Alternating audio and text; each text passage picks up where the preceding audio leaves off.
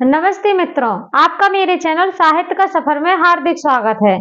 आशा करती हूँ कि आप हमेशा की तरह स्वस्थ और प्रसन्न होंगे और पूर्ण रूप से अपनी पढ़ाई तन्मयता के साथ कर रहे होंगे।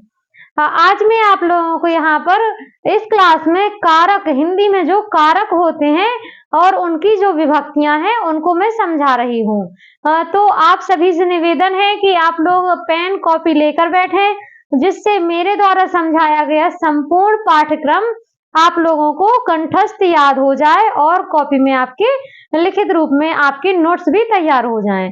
तो चलिए देखते हैं हम कारक।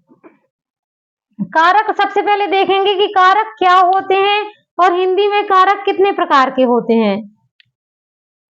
देखेंगे ऐसे शब्द जो क्रिया से संबंध होने का बोध कराते हैं कारक कहलाते हैं। कौन से शब्द? ऐसे शब्दों को कारक कहा जाता है जो क्रिया से संबंध होने का किसी न किसी तरीके से बोध कराते हैं, उन्हीं शब्दों को हम कारक कहते हैं। आगे इसी के संबंध में एक परिभाषा दी हुई है जो मैंने यहाँ लिखी है। ये परिभाषा है वासुदेव नंदन जी के अनुसार। वासुदेव नंदन जी कारक के संबंध में क्या अपने भाव व्यक्त करते हैं वह हम देखेंगे। ये कहते हैं, वासुदेव नंदन जी कहते हैं कि संज्ञा व सर्वनाम शब्दों के, संज्ञा और सर्वनाम शब्दों के जिस रूप से उनका संबंध ज्ञात होता है उसे कारक कहते हैं। अर्थात जिस रूप से उनका संबंध ज्ञात होता है, किसका? संज्ञा और सर्वनाम का क्रिया से जो संबंध है वह यहाँ पर व्यक्त होता है, उसे ही इन्होंने कारक माना है। तो इस प्रकार से साधारण शब्दों में हमने समझा कि कारक किसे कहते हैं। अब देखेंगे हम, थोड़ा सा समझ लीजिए। कारक जो होते हैं तो कारक की विभक्तियों को परसर्ग भी कहते हैं। अब हमको देखना है कि कारक कितने प्रकार के होते हैं और इनकी विभक्तियां कौन कौन सी होती हैं। एक एक कारक को हम पूर्ण रूप से समझाते चलेंगे और यहाँ पर लिखते जाएंगे। तो आप सभी लोग भी मेरे साथ में लिखते जाएं, क्योंकि यह बहुत ही उपयोगी टॉपिक है। ये बिंदु जो है परीक्षाओं में अक्सर पूछा जाता है, इसलिए देखिएगा कारक चिन्ह। सभी से एक बार कहना चाहूंगी, जो मित्र मेरे चैनल पर नए हैं वो मेरे चैनल को सबसे पहले सब्सक्राइब कर लें ताकि आगे आने वाला नोटिफिकेशन सबसे पहले आपके पास उपलब्ध हो जाए। देखेंगे हिंदी में कारक जो है 8 प्रकार के होते हैं। हिंदी में कितने कारक होते हैं? हिंदी में कारक की संख्या 8 बताई गई है। कितनी? 8। कौन कौन सी वह हमको यहाँ पर देखना है। सबसे पहले कर्ता कारक। कर्ता की विभक्ति होती है, एक साइड मैंने लिख रखे हैं सभी कारक और दूसरी साइड लिख रहे हैं सभी विभक्तियां। तो इसके साथ ही साथ हमें पढ़ते जाना है। कर्ता कारक की विभक्ति होती है ने। कर्म कारक को करण से या फिर के द्वारा, संप्रदान को और के लिए, यह इसकी विभक्ति होती है। अपादान कारक की विभक्ति होती है से, लेकिन किस लिए? क्योंकि यहाँ पर से करण के लिए भी आई है और यहाँ पर से अपादान के लिए आई है, लेकिन ये अलग होने की स्थिति में, ये जो अपादान है इसमें से विभक्ति का प्रयोग किया जाता है अलग होने की स्थिति में, अर्थात अलगाव के रूप में इसका प्रयोग किया जाता है। अब हम देखेंगे संबंध कारक किस प्रकार की होती हैं। इनकी विभक्तियां का, की, के, रा, री, रे और कई किताबों में ना, नी, ने आदि पढ़ने को भी मिलता है। तो आप यह तालिका जो मैंने छोटी सी बना रखी है वह आप लोग लिख लीजिए, क्योंकि यह बहुत ही महत्वपूर्ण है आपके लिए। अगला देखेंगे अधिकरण। अधिकरण कारक की विभक्ति होती है में, पर। संबोधन कारक की विभक्ति होती है ए, हे, अरे। ये विभक्तियां, अर्थात अभी हमने देखा है कि कारक जो होते हैं हिंदी में वह 8 प्रकार के होते हैं और प्रत्येक कारक की विभक्तियों को मैंने यहाँ पर लिख दिया है, तो आप लोग लिख लीजिए। इसके बाद हम समझने वाले हैं एक एक कारक को विस्तार से। इसी के साथ मैं सभी से निवेदन करूंगी कि सबसे पहले मेरे चैनल को सब्सक्राइब कर लें यदि आपको मेरा पढ़ाया हुआ अच्छा लगता है तो अपने मित्रों में मेरी प्रत्येक क्लासेस को शेयर करें। यहाँ पर अध्यापन कार्य प्रतिदिन करवाया जाता है। तो जो भी लोग अध्यापन के लिए इच्छुक हैं वह यहाँ पर तैयारी कर सकते हैं। यहाँ पर हिंदी साहित्य से लेकर बेसिक जो ग्रामर है उसकी तैयारी भी यहाँ पर करवाई जाती है। प्रतिदिन यह क्लासेस यूट्यूब के माध्यम से संचालित की जाती हैं। अब हम देखेंगे कर्ता कारक। तो सबसे पहले देखना है कर्ता कारक है क्या। कर्ता कारक अर्थात वाक्य में जिसके द्वारा कार्य करने की संभावना व्यक्त की जाती है उसे कर्ता कहते हैं, वाक्य का कर्ता कहते हैं। पहला देखेंगे कर्ता कारक, इसकी विभक्ति होती है ने, अर्थात वाक्य में जिसके द्वारा कार्य किया जाता है उसे वाक्य का कर्ता कहते हैं। परिभाषाएं आप लोग इसकी जो डेफिनेशन है, जो इसका डिटेल है वह आप लोग लिखते जाइए, क्योंकि यदि मैं इतना सारा आपको सभी लिखवाने को यहाँ पर बोर्ड पर लिखूंगी तो बहुत ही समय लग जाएगा और क्लास में जो है वो बहुत ही कम तैयारी हो पाएगी। इसलिए मैं यहाँ पर आपको समझाते जा रही हूँ, क्योंकि समझना लिखने से ज्यादा जरूरी होता है। अब देखेंगे इसके उदाहरण। तो यहाँ पर हम उदाहरण सभी के देखते जाना है और उदाहरण ही है जो पेपरों में पूछे जाते हैं, इसलिए आप प्रत्येक उदाहरण अच्छे से याद करिएगा। जैसे राम ने खाना खाया, राम ने खाना खाया अर्थात राम इस वाक्य का कर्ता है और उसने ने विभक्ति को पूर्ण करते हुए अपने कार्य को संपादित किया है, इसलिए यहाँ पर आ जाएगा कर्ता कारक के अंतर्गत ने विभक्ति का जो प्रयोग किया गया है वह इसका प्रमुख उदाहरण हो जाएगा। आगे देखेंगे इसी में, जैसे शिक्षक ने हिंदी पढ़ाई, शिक्षक ने हिंदी पढ़ाई, तो शिक्षक हो जाएगा यहाँ का कर्ता और उसने ने विभक्ति के साथ ही कार्य को संपादित किया है। आशा करती हूँ कि आपको प्रत्येक यहाँ पर जो भी बिंदु समझाया जा रहा है वह बहुत ही अच्छे से समझ में आ रहा होगा। और सभी से निवेदन है, आपको जहां भी जो समझ में ना आए मुझे आप कमेंट करके जरूर बताइएगा। आगे देखते हैं दूसरा।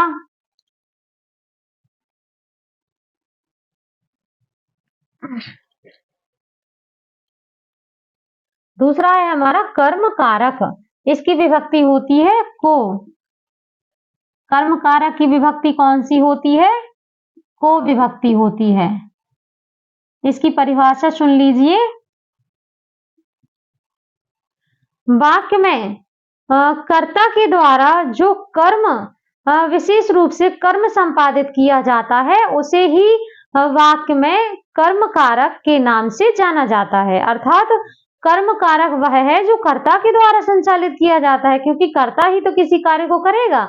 इस प्रकार से कर्ता के द्वारा जो विशेष रूप से किया गया कार्य है उसे ही वाक्य का कर्म कहते हैं। जैसे उदाहरण देखेंगे, मोहन ने श्याम को पीटा, मोहन ने श्याम को पीटा।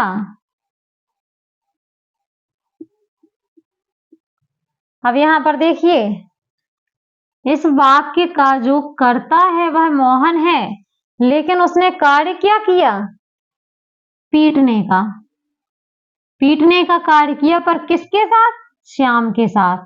तो यहाँ पर श्याम के साथ जो है वो को विभक्ति का प्रयोग किया गया है, अर्थात यह हो जाएगा वाक्य का प्रमुख उदाहरण। यहाँ पर मोहन ने श्याम को पीटा, ये जो को विभक्ति है यहाँ पर इसका प्रयोग किया गया है, इसलिए यहाँ पर आपका कर्म कारण हो जाएगा। इसी में और देखें दूसरा उदाहरण, राम ने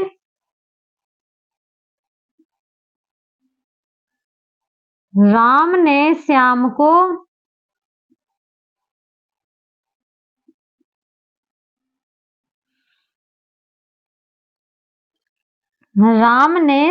को मारा। यहां पर लिखते हैं, सॉरी यहां पर को मिस प्रिंट हो गया है, श्याम को मारा। अब यहाँ पर देखेंगे आप, राम के द्वारा विशेष रूप से कौन सा कार्य किया गया है? श्याम को मारने का। अर्थात यहाँ पर उदाहरण में आपका को विभक्ति जो है वो विशेष रूप से प्रदर्शित होती है।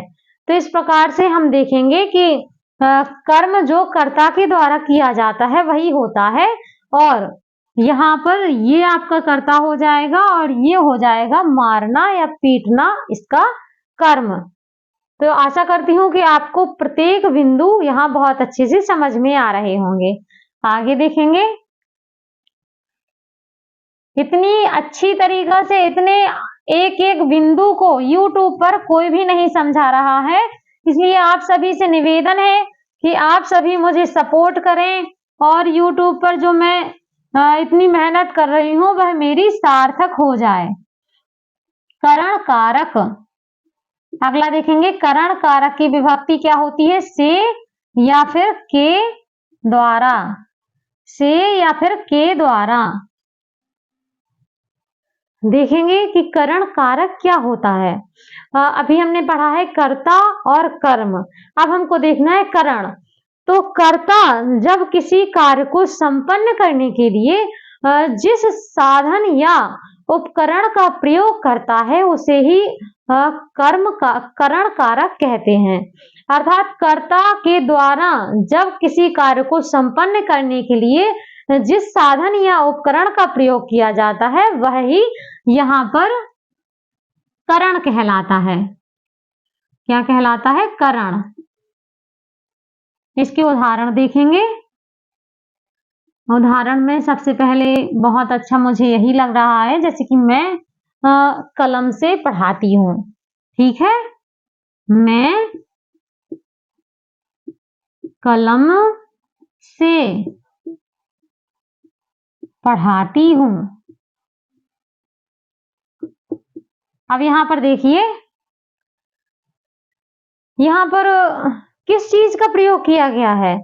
किसी कार्य को सिद्ध करने के लिए, संपन्न करने के लिए, जैसे कि मैंने पढ़ाने का संबंधी जो कार्य है वह करने के लिए इस कलम का प्रयोग किया है, तो यह कलम मेरा साधन हो गई है, अर्थात यह करण हो गया है। यहाँ पर कौन सा कारक आ जाएगा? करण कारक।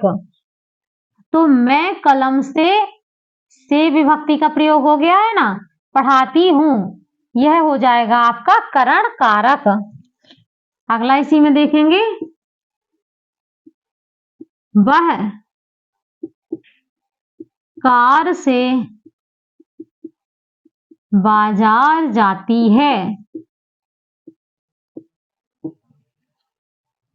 जहां पर भी आपको ये कारक समझने बहुत ही आसान होते हैं, क्योंकि किसी किसी को समझ में नहीं आते, इसलिए उसे बहुत ही कठिन लगता है ये टॉपिक, पर यह टॉपिक उतना कठिन नहीं है क्योंकि इसमें विशेष रूप से ये दिया जाता है। वह कार से बाजार जाती है। बाजार जाने का जो कार्य है वह किसके द्वारा संपन्न करती है? से के द्वारा, अर्थात कार से बाजार जाती है। या फिर कह दें यहाँ पर, और उदाहरण देखते हैं यहीं, जैसे कि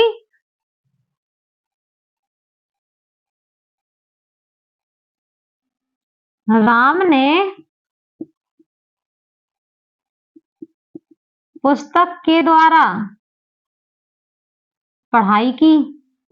पुस्तक के द्वारा पढ़ाई संपन्न की। चलिए और थोड़ा सा बड़ा कर देते हैं, संपन्न की। राम ने पुस्तक के द्वारा पढ़ाई संपन्न की। अब यहाँ पे करण कारक कौन सा हो जाएगा? के द्वारा।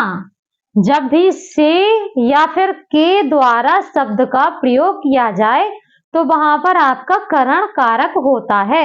आशा करती हूँ कि आप सभी को बहुत अच्छे से समझ में आ रहा होगा। तो आप सभी ये जो एग्जाम्पल मैं यहाँ पर लिखवा रही हूँ वह आप सभी बहुत अच्छे से लिखते जाइएगा, क्योंकि ये एग्जाम्पल आपकी मेन पेपरों के लिए परीक्षाओं में उपयोगी हैं। इसलिए आप सभी ये सब लिखते जाइएगा। और इसी बीच आप सभी से कहना चाहूंगी, क्लास को देखते समय जरा भी स्किप मत करिएगा, क्योंकि कुछ ही समय में आपको बहुत बेहतरीन यहाँ पर अध्यापन कार्य करवाया जा रहा है, जो आपके लिए हर परीक्षाओं के लिए उपयोगी है। जैसे टीजीटी से जो तैयारी कर रहे हैं, हिंदी से पीजीटी, या फिर कंपटीशन एग्जाम के लिए आप यदि तैयारी कर रहे हैं, तो कोई भी कंपटीशन एग्जाम हो उसमें हिंदी विशेष रूप से पूछी ही जाती है। इसलिए यह क्लास सभी के लिए बहुत उपयोगी है। अब हमको देखना है संप्रदान कारण। संप्रदान कारक, इसका विभक्ति चिन्ह क्या होता है? को या फिर के लिए, को या फिर के लिए। संप्रदान कारक देखते हैं। संप्रदान कारक कुछ कारक को कहते हैं जिसमें किसी के लिए कोई कार्य संपन्न किया जाता है। जैसे कि मैंने राम को पुस्तक दी, तो मैंने क्या किया? मैंने राम को पुस्तक दी, उसके लिए, मतलब उसे उसकी उपयोग की वस्तु उसके लिए दी। अर्थात यहाँ पर उदाहरण लिखेंगे, जैसे राम ने श्याम को किताब दी। इसी को थोड़ा सा अलग प्रकार से लिख लेंगे, राम ने श्याम को किताब दी। तो यहाँ पर देना है ना, लेना देना है। तो जब लेना देना की बात आ जाए, किसी को संप्रदान, प्रदान, यहाँ पर जब भी आप पढ़ेंगे संप्रदान, तो यहाँ पर अगर ये शब्द हटाकर आप देखेंगे तो ये प्रदान करना अलग से निकल के आता है। इसलिए इसमें साफ ही समझ में आता है किसी के लिए, अर्थात प्रदान करने के लिए। तो आप ये लिख लीजिए, राम ने श्याम को किताब दी। तो ये जो को विभक्ति है ये इसकी है, इसलिए यहाँ पर पता चल जाएगा। और आपको कंफ्यूज होने की बिल्कुल भी आवश्यकता नहीं है, क्योंकि इसके पहले हमने जो पढ़ा है कर्म, कर्म कारक, उसमें भी को विभक्ति थी, और करण संप्रदान कारक में भी को विभक्ति आ रही है। पर यहाँ पर अलग इसमें थोड़ा सा अंतर इसलिए हो जाता है क्योंकि संप्रदान कारक में किसी को प्रदान की हुई वस्तु का जिक्र होता है, और कर्म कारक जो होता है उसमें उसके द्वारा वस्तु को संचालित करने का पता चलता है। इसलिए आपको जरा भी इसमें कंफ्यूज नहीं होना है।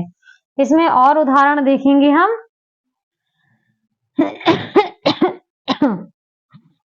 संप्रदान कारक में जैसे कि किसी को भी ले लें, व्यक्ति पेट के लिए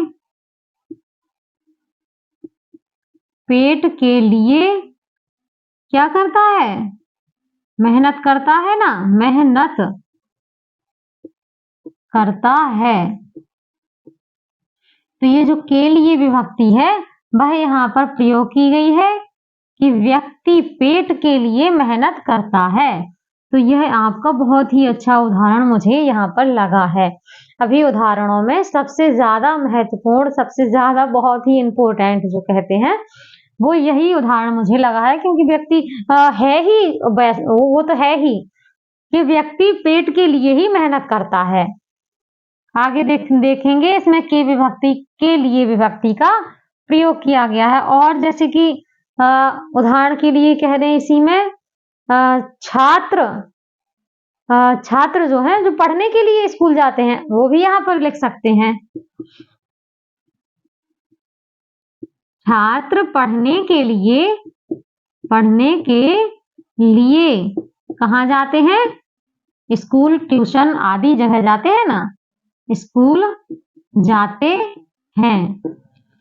तो आशा करती हूँ आपको यह कारक YouTube पर इतनी अच्छे से, इतनी डीपली, इतनी गहराई से पढ़ाने का प्रयास कर रही हूँ, तो आपको अच्छा लग रहा होगा। और यदि आपको अच्छा लग रहा है तो मेरी वीडियो को सब्सक्राइब, लाइक और कमेंट करके जरूर बताइएगा। आगे देखते हैं अगला कारक। 4 कारक हमारे हो गए हैं, 8 है, इसलिए थोड़ा सा जल्दी जल्दी करेंगे, नहीं तो क्लास बहुत बड़ी हो जाएगी और कोई भी बड़ी बड़ी क्लासों को देखना पसंद नहीं करता YouTube पे। इसलिए हमको क्या करना है कि क्लास छोटी बनानी है, पर उसमें सामग्री जो है वो ज्यादा रखनी है और समझाते भी बहुत अच्छे से जाना है। अब हमको देखना है अपादान कारक।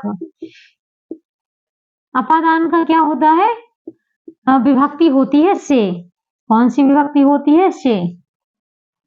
थोड़ा सा समझ लेंगे। अपादान कारक का मतलब होता है जहां किसी वस्तु, व्यक्ति या स्थान से अलग होने की स्थिति का वर्णन किया जाता है, वहां पर अपादान कारक होता है। जैसे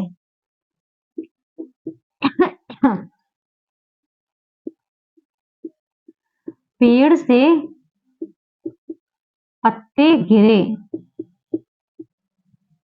पेड़ से पत्ते गिरे। पत्ते कहाँ से गिरे? पेड़ से। अर्थात जब पेड़ से पत्ते पूर्ण रूप से अलग हो गए, जुड़े नहीं है, अब बिल्कुल पूर्ण रूप से अलग हो चुके हैं, इसलिए यहाँ पर अपादान किसमें हो जाएगा? पेड़ में, क्योंकि पेड़ तो अपना वहीं पे है, लेकिन गिरे कौन से हैं? पत्ते गिर गए हैं, इसलिए आपका अपादान कारण पेड़ में हो जाएगा। उदाहरण के लिए अगला देखेंगे, जैसे खंबे से तार टूटे। खंबे से तार जब टूट जाएंगे तो क्या हो जाएंगे? बिल्कुल अलग हो जाएंगे। तो यहाँ पर जो भी अलग होने की स्थिति है उसी का वर्णन यहाँ पर किया जाता है। जैसे राम छत से गिरा। राम जो है वो छत से गिर गया, अब वो छत पे बैठा नहीं है, वो छत से नीचे आ गया है, अर्थात वहां से गिर गया है। तो जो अलगाव की स्थिति है वह हमको दर्शाती है कि यहाँ पर अपादान कारक है। इसी में और देखेंगे, और उदाहरण है यदि आप लिखना चाहें तो, जैसे कि दिल्ली से ट्रेन निकली, तो यहाँ पर अपादान क्या है? वो दिल्ली में हो जाएगा, क्योंकि वहां से ट्रेन निकल चुकी है, अब वहां पर नहीं है। इसलिए जहां से जो वस्तु, अलग वस्तु या व्यक्ति जो भी है, संज्ञा सर्वनाम, वो यदि अलग होने की स्थिति दर्शा रहा है तो वहां पर आपका अपादान कारक हो जाता है। आशा करती हूँ कि आपको बहुत बेहतरीन तरीके से समझ में आ रहा होगा। आगे देखेंगे, क्योंकि क्लास ज्यादा बड़ी नहीं करनी है हमें। मैं पहले भी कह चुकी हूँ कि कम क्लास में हमको बहुत ज्यादा पढ़ना है और समझते भी जाना है, क्योंकि समझना तो सबसे ज्यादा जरूरी है। यदि हम समझेंगे नहीं तो हमें कुछ भी पल्ले ही नहीं पड़ेगा, और जब पल्ले नहीं पड़ेगा तो फिर पढ़ने का कोई मतलब ही नहीं निकलने वाला। संबंध कारक होता है, इसकी विभक्ति होती है का, की, के, रा, री या फिर रे, और अन्य क्लासों में मैंने पढ़ रखा है ना, नी, ने आदि। दो वस्तु, इसके बारे में थोड़ा सा सुनेंगे। दो वस्तु या व्यक्ति के बीच जहां पर जो संबंध दर्शाया जाता है उसे ही वहां पर संबंध कारक के अंतर्गत रखा जाता है। जैसे उदाहरण में जैसे देख लेंगे, राम का पुत्र, या फिर श्याम की बेटी, या फिर कह दे मेरा घर।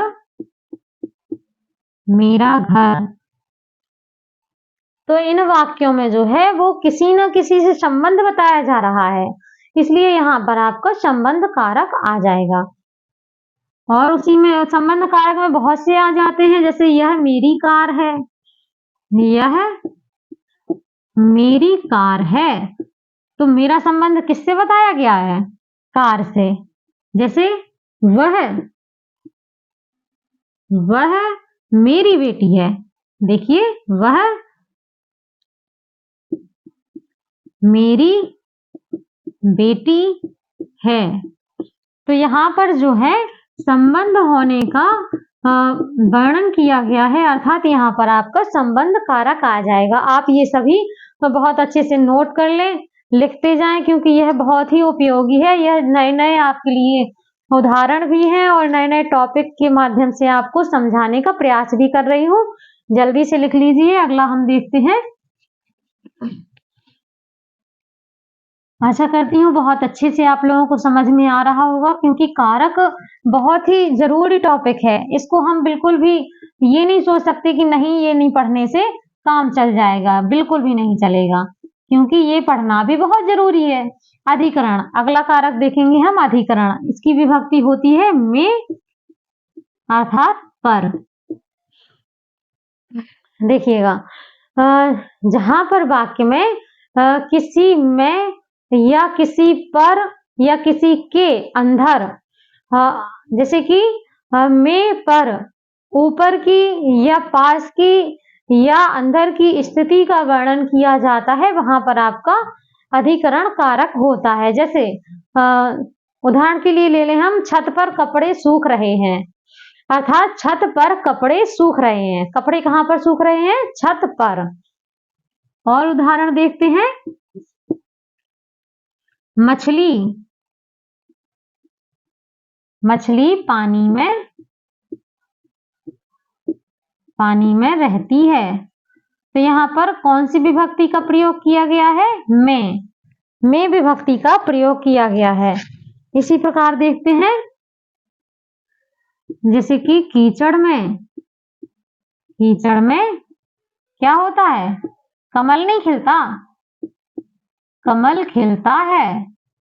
तो यहाँ पर किस विभक्ति का प्रयोग हुआ है? में, अर्थात में और पर विभक्ति का प्रयोग जहां पर होता है वहां पर आपका अधिकरण कारक होता है। इसमें आप लोगों को एक चीज और ध्यान रखनी है कि समय का बोध भी इसी में होता है।